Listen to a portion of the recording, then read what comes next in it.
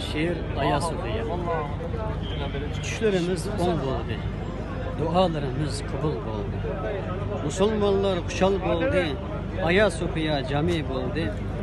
Hayırlı katış oldu. Ümmeti Muhammed'e Fatih Sultan Mehmet'in amaneti hatih oldu. Asretlik Ayasofya katlı cami şerif oldu. Yıllardır körgezmehana Allah'ın üye oldu. Türkiye'nin küçüğünü dünya gördü görsetken Recep Tayyip Erdoğan dünyaya ümit oldu.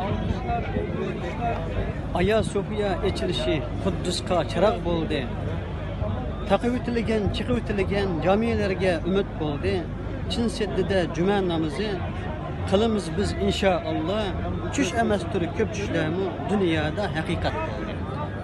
Bugün inşallah Ayasofya Camii'nin tuncu açılışı cüme namazı kılış için Allah halis Ankara'dan bütün Şarkı Türkistan'la temsil olup geldi. Ayasofya için yazılan adli şiirimni bütün Şarkı Türkistan'la paylaştırıp hediye kıldım. Esselamu aleyküm ve rahmetullah.